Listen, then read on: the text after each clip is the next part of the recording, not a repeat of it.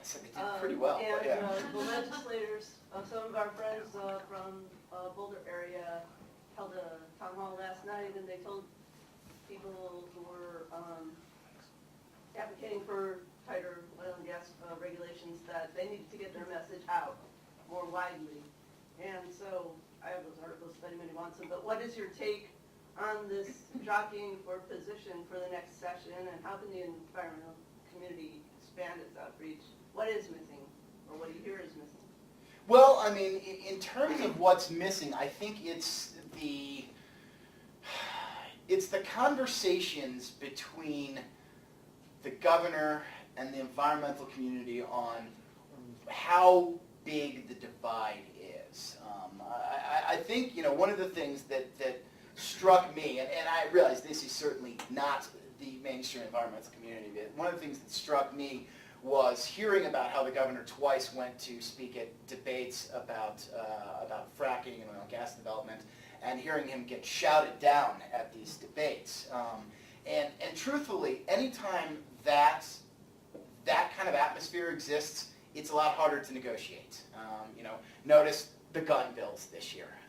You know, people didn't come up saying, let's tweak this, let's tweak that. It was hell yes and hell no, and what happened was the bills that went through didn't change at all for the large part. You know, it was there was no negotiations, and I think that's what really needs to be established. And I'm answering this question knowing that you're asking this from the environmental point of view rather than the oil and gas point of view. But the governor has strong feelings, and I've heard him speak numerous times on this. Strong feelings that this is an industry that is not only good for the state's economy, but that is actually good for the environmental health of the state. His reasoning being that he wants to move toward more alternative energy, but the bridge energy between coal and oil and alternative energy is natural gas. And that the more natural gas we're getting out of the ground, the cleaner things are going to be, and he doesn't want to get in the way of natural gas. I mean, you know, he is a very sharp, no way would I consider a fracking ban, no, we don't want to cut back on this.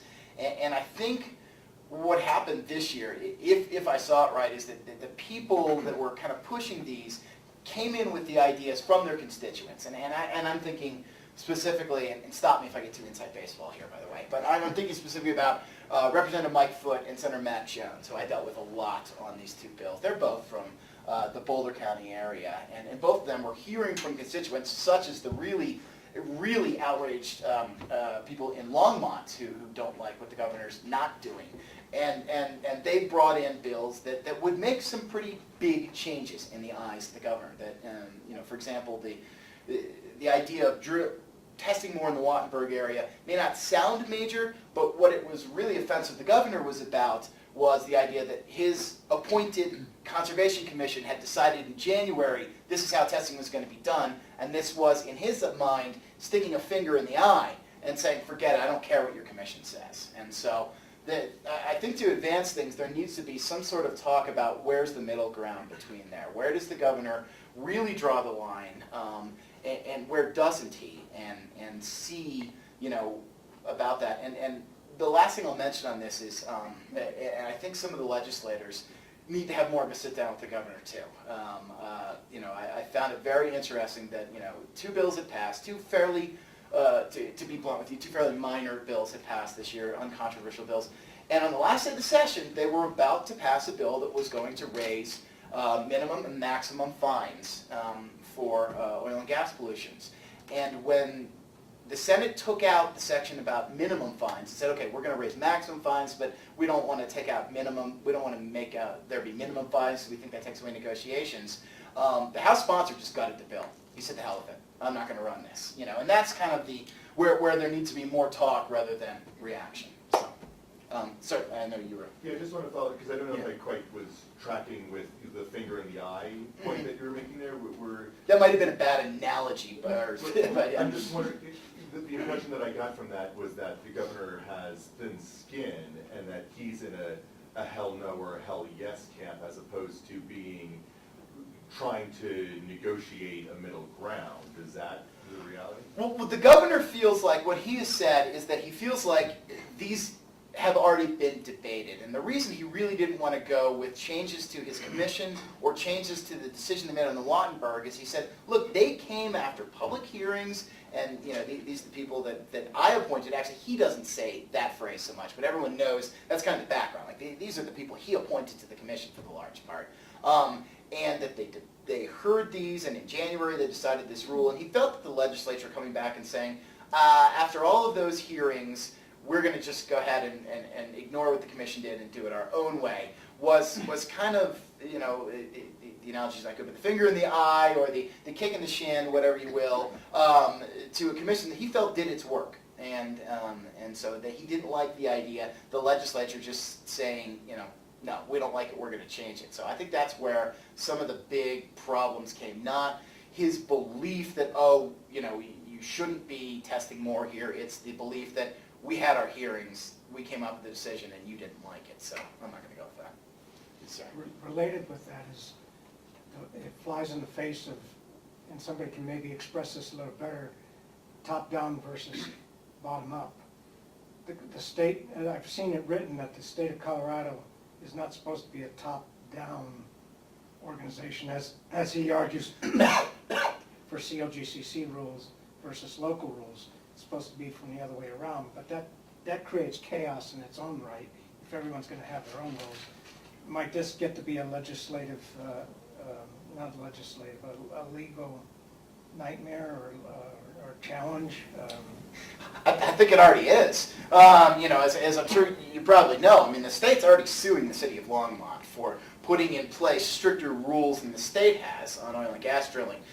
And that doesn't even take into account the Longmont fracking ban, which came after the suit was filed. So, the governor has strong feelings that the state, the reason the state should be overseeing all oil and gas rules is because drillers need one set of regulations to play by, that with uncertainty about if I drill here versus if I drill half a mile over, am I under different rules, that they will be unwilling to come to the state. They'll be more likely to go to North Dakota or Wyoming or states that have some more legislative certainty. And so I think it already is kind of a battle. I mean, how many cities are considering fracking bans now? What, Fort Collins, Loveland? I mean, you see almost every day this is coming up. And so I think it's going to continue to be a big legal battle, and I don't really know where the end is in sight until the court weighs in. Yes, Chris. That's a good point, because I think what sort of set up, and you set it up a little bit, was that where the people are in the state is a lot different from the governor is. And so I think I agree, you are going to see,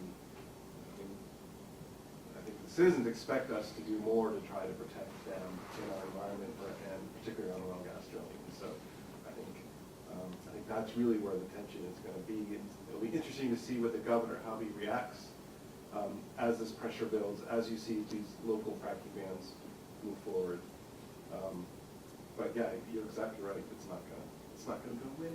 Yeah, and the other thing I should mention that I think is a big tension is that the governor implicitly trusts the commission to do what it is, and I think that's part of his background. He likes people who sit down, hear both sides of the argument, make a decision, and he trusts the commission's doing well. Whereas Representative Foote, Senator Jones, and a number of others got up and said very blatantly, no, the people don't trust the commission. Right. They think they're stooges for the industry, and so and that's part of the central disconnect. If there's that big a trust gap between what the governor thinks and what the people think, it's going to be hard to find exactly where that middle ground is. Yes, sir. Yeah, I wanted to return to the RPS for a second. So I know we're pending the veto decision for the co-ops and munis, but I'm also curious. Do you think, looking ahead, is there more appetite for adding to the 30% target for the IOUs? Is that something we could see coming up in 14? Whew, that's a great question. I don't know. I have not heard about a desire to do that yet, and I can almost bet that if the governor, I can almost bet that after the governor has taken this the maximum length, whether he passes it or vetoes it, there will be hesitancy to bring another bill up, thinking, okay, either he's not going to go for it if we go for 40%, or we just slid this through. Let's stick with it here. I think probably the best shot, and I haven't heard about any movement for this, would be if there was a people's movement, if there was a ballot initiative. I mean, that's, obviously that's how the original RPS came around, and it was only Ritter that increased it rather than put it into place during his tenure.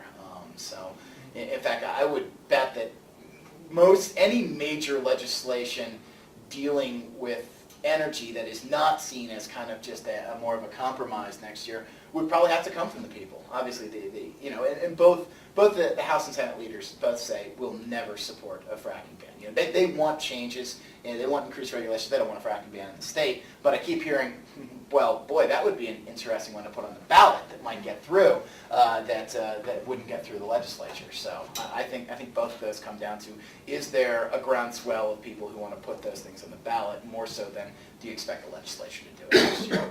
Plus the other thing, I mean, for those who don't live and breathe the legislature like some of us unfortunately do, is that usually in an election year, the bills that are introduced are a lot tamer and a lot less controversial. You tend to get the bills out, the controversy out in your odd years, so that when you go to meet your constituents in 2014, you can say, "Oh, did you see that resolution I had and that we like sunshine?" So I think we'll see a little tone down in that. So. Yes, sir. Yeah, are you tracking recalls? No, I'm not. Mostly because we try to stick to policy rather than politics. But if I'm reading this right, I think 3 of the 4 of them are done anyway. That people have just thrown in the towel, at least on the Edie Hudak and Mike McLaughlin recalls. I don't know where the Angela Harone recall stands. It's still alive. It's still alive. But, I mean, I do think it will be interesting, though, to watch what happens with John Morse. This is a guy that slid through by less than 2% in a very swing district in 2010, which obviously was a big Republican year, but still very close district. And it's also the easiest one to get on the ballot. To get a recall on the ballot, you need a percentage of the number of people that voted in the last election that person was up for. For the other 3, that was 2012, big voting year. For Morse, it's 2010, smaller voting year. You only need about 7,000 people to sign that initiative to get him on there. But I would, if I were a betting man, I'd say he sticks in office for his final year, which is the great irony. If they recall him, that means he's 1 year less because he's term limited at the end of 2014. But it will be very interesting to watch. Rich? Yeah, Ed, could you comment on transportation, both in terms of, there are a couple bills I was watching that passed last session, but also what might come up, if anything, next year. So the 2 bills I was thinking of are the one that, I think it's Senate Bill 27 that dealt with RTD parking, and Senate Bill 48 that allows local governments to use their HE2F funds for transit purposes. And then in terms of the future, if maybe there might be anything happening or being discussed on funding and that sort of thing. No, and I'm going to ask a really dumb question because I didn't follow those two. Okay. Those both passed, didn't they? Both did. Okay. I heard the names, didn't follow them closely. And which I should say real quick, and this relates to that, but the one line I forgot is that I tell people, when people say what are the biggest jobs bills in the legislature, the 2 I actually tend to point to are, 1, the expansion of Medicaid eligibility, which is supposed to create 14,000 jobs to meet the market demands for all these new people on health insurance. And the second one is the budget bill this year, which, help me remember the number, $188 million in construction, is that what it was? Yes, right. Which put $188 million into capital construction, which is probably more than has gone into capital construction in the previous 6 years I covered the legislature. So it's the advantage of coming back finally from the recession. As far as transportation goes, I mean, that's what I had heard through, obviously you're closer to the transportation people than I am, but through my... I'm just wondering if you heard anything I hadn't. No, through my limited interaction, that's what they wanted, is money. Going back to the 2007 Blue Ribbon Commissions, I mean, they always said, we need a lot more money than we have right now to even get roads up to decent levels, regardless good. And the 2008 bill regarding, or the 2009 bill regarding the increase in vehicle fees was a fraction of what was recommended. So there's always a possibility somebody could come back with another transportation funding measure, but at this point it's probably unlikely, especially with the $1 billion education funding measure. I was just going to say maybe to follow up on that, because Yeah, I mean, since the FASTR bill passed in 2009, there really hasn't been any new money, if you will, for transportation, whether if it's roads or transit or, other sorts of areas.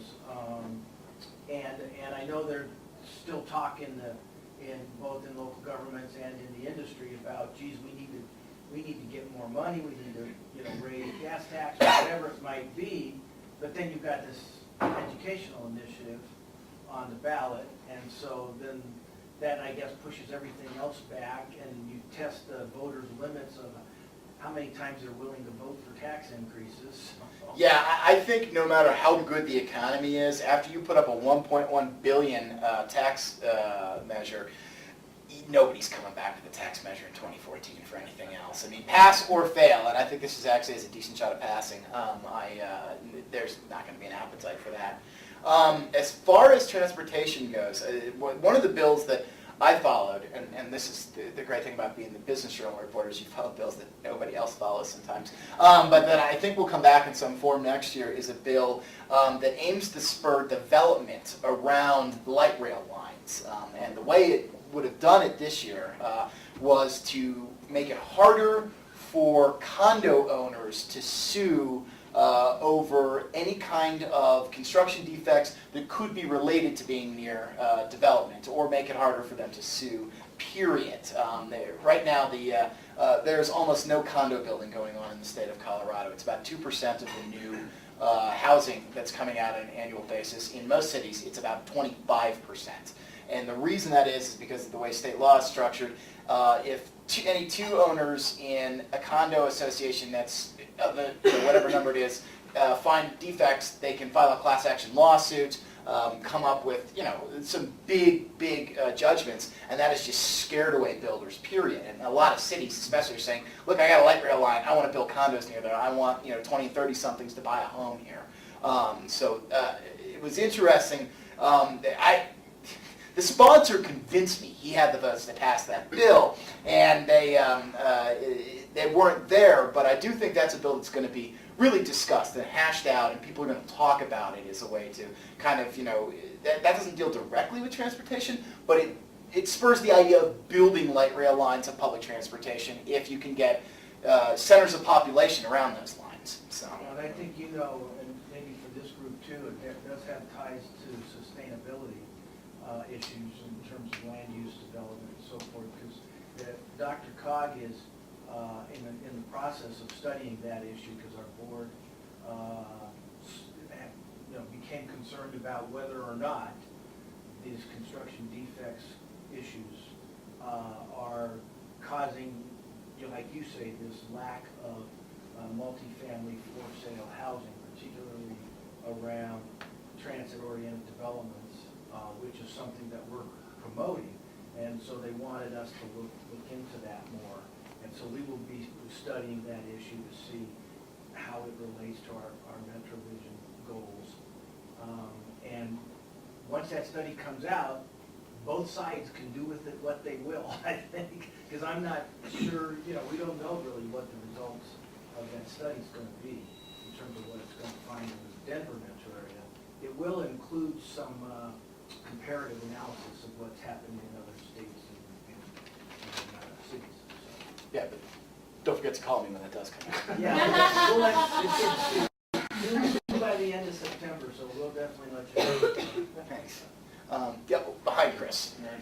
Yeah, question probably for both of you would be, wouldn't part of that transit-oriented development also be a revision to whatever prevents RTD from having multi-use development on their own property that they're prohibited from doing right now? And so is that part of the study, and is there anything going on in the legislature around that? I'll just be real quick. I haven't heard any talk about that issue in particular. So. And I'll say that it's not part of the study, but it's interesting that you bring it up, because I know it's come up in the legislature in the past, and I'm trying to remember, I think RTD ran a bill to that effect a number of years ago, and it didn't pass. And I'm not sure why they haven't brought it back, because it is still, I think, an interest. what they've been focusing on more is, like this parking bill, how to find different ways to get more parking structures versus lots and so forth at the around those transit stations to be part of a TOD. But you're right, I do remember that limitation on their ability for mixed-use development at the stations being a problem, and I'm not sure why they haven't brought it up. Yeah, I mean, there's obviously, for me anyway, there's a tension between building parking structures and building residences. You know, if the residence is right there, you don't need Mix of fewer residence, parking retail, spots. and all that. Yeah. But if it does come up, let me know. And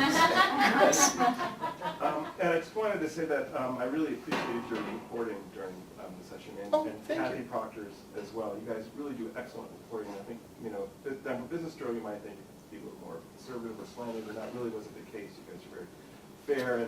And in case you all may not know, Kathy actually has got like a monthly, or actually weekly, it's kind of like a blog. Or email newsletter. Email yeah. newsletter, right, which is really good, and so you all should subscribe to that. It's got a collection of her stories, like some blog pieces and things like that. I know she includes some of your things sometimes. Yes, it's as called well. Energy Inc. It's our first attempt at getting a industry or basically an industry-specific or sector-specific newsletter out every Yeah, week. it's really good, it's really good. But the question I wanted to ask you is that, knowing that this was such a crazy session, I was interested to know, like, how did you triage that? How did you guys kind of divide things up? Did you even talk to your other reporters and say, look, you cover this hearing, I'll cover this hearing, or, I mean, and how did you kind of prioritize, and like, what would you do when you came in every day to figure out, like, what you were going to write about?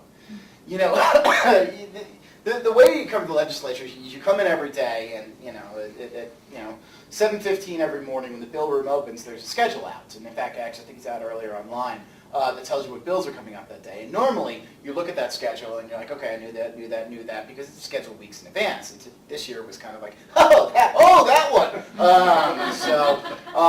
You just simply had to prioritize. There were issues I would have liked to cover a lot more closely that I didn't get to cover this year.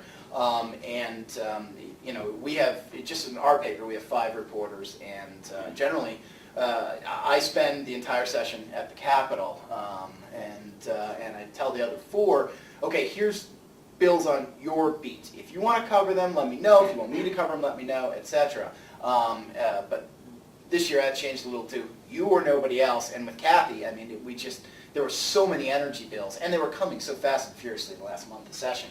I just kind of said, forget it, I'll jump in here. You do RES, I'll do oil and gas, and we'll try to find some way to meet in the middle here. So, and I think that was true for every other reporter at the Capitol. I mean, everyone talks about the bills they would have liked to cover, but didn't, because it was that kind of session. Yes, ma'am. Hi, I'm Amy Running Harms. I'm the brand new ED at Progress Now, Colorado. Yes, I get your daily newsletter. Very good. So we advocated for and against lots and lots of different things this session. But to follow up on Chris's question, so if you're not able to be at all of those places all at once, how much do you use Twitter and other social media things to kind of keep track of what's happening, if it's happening for you or not? I try to use Twitter, but it all depends where you are at the time. I mean, if you're sitting in front of your computer, it's easy to see it come up. If I'm actually sitting in an area where I'm not using my computer, it gets a little lost. But yeah, I mean, I think all of us, the Capitol, use that to see what everybody else is covering and call retweeting some of our stories. Like, oh, I can't get to that issue. Hopefully I'll get it out to people who may care and be involved. Aside from that, you kind of do a group approach. There are only 2 organizations of all the media organizations. There are only 2 that have multiple reporters at the Capitol: the Denver Post and the Associated Press. And so the rest of us have always had kind of a teamwork approach to it. We're like, okay, I'm not going to be in that. You tell me what I miss, and I'll let you know what goes on from here. And so it doesn't help you because there's not enough hours in the day to write stories on everything that's going on, but it at least helps you keep track of things and when to jump in. That was what this year was like more than anything else. Yes, ma'am. What were some of the bills you personally would have liked to cover but didn't have the chance to or weren't able to because of the workload? I would have liked to have spent a little more time with the jobs package to see what it really would have done. the bills I started talking about earlier. I mean, it was great because those came early, and so you got to go to their hearings, you got to hear who's for them and against them, and then they sat around for 3 months, stuck in committees. And by the time you really wanted to dig in and heard complaints about them, there were 8,000 other things coming. So I wish I would have spent a little more time looking into exactly how much those are going to help the economy versus, what I ended up having to do was just get he said, she said in terms of this is going to work, this isn't, and hopefully we'll find out in a couple of years. But I think those are the primary ones. And there was a couple obscure bills that only I would have liked, things like changes in some minor changes in workers' compensation insurance and things like that actually will be a big help to business that I'm still waiting for that bill to be signed to write my first story about it because I didn't get a chance to do it during the sessions. Yes, sir. Back to SB 252, I was wondering if you had a sense about the opposition to that bill. Obviously, Tri-State was against it, and Intermountain REA and some of the other REAs. But was there a real groundswell or a lot of grassroots opposition from the rural Colorado? Or was it just said that? I did not have the advantage of sitting in on those hearings. Those are ones my coworker Kathy covered. So I can't tell you how much opposition there was. But if I heard one phrase, well, I heard tons over and over the session, but one of them I heard all the time was the war on rural Colorado, and that was something that the opponents were able. I think that's why Hickenlooper's still considering this. They were very well able to brand that bill in that way. So I think you saw all of the rural legislators took the lead on that in opposing it, and I think you saw business groups jump up too, saying, look, this is especially, and this would surprise me, especially small business groups, saying, look, this is, the energy bill is a set cost, and if it goes up, businesses that are right on the margin are going to struggle with this more than a giant business would. So, but that was the opposition that I heard to it. So. Were any numbers given for how much bills in rural communities might increase as a result of this? And is there any mitigation plan to help those who might be affected by those increases? That is one I'm going to have to plead over my head with, since Kathy had done most of the reporting on this. So I don't know the exact details. I've just been trying to follow the kind of the big picture on that and weave it into the where Hickenlooper was getting the hardest opposition. And I should mention, this isn't directly to answer your question, but I referenced the idea. I wrote a story about the bills that he was going to be asked to veto. Most of those bills actually died. And so I think that's another reason that he's sitting here, judging this one. He may not veto another bill that came out of the session, and so I think he almost feels like he has more latitude to consider this because he hasn't opposed his party on anything else other than bills where he opposed them during the session. They died. At least they didn't end up on his desk. So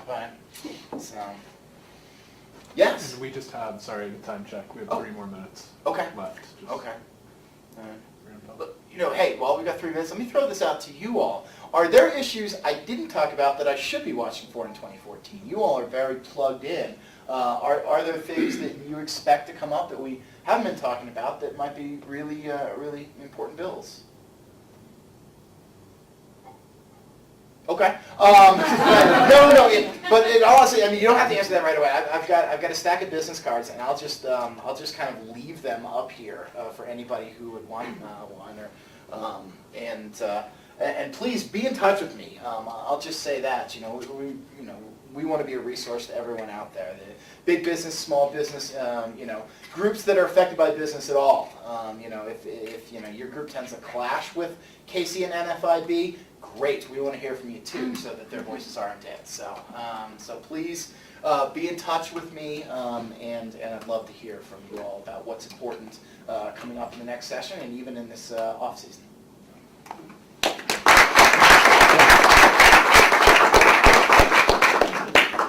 Well, thanks once again. I think you have it close to a hard stop. I don't know if you have time to stick around at all. Or No, I gotta go. Unfortunately, I've got to catch a plane out of town. So. Oh, that's right. Yeah, That's so. right. Yeah, so business cards are there, but yeah, again, thank you so much. Okay. Thank you.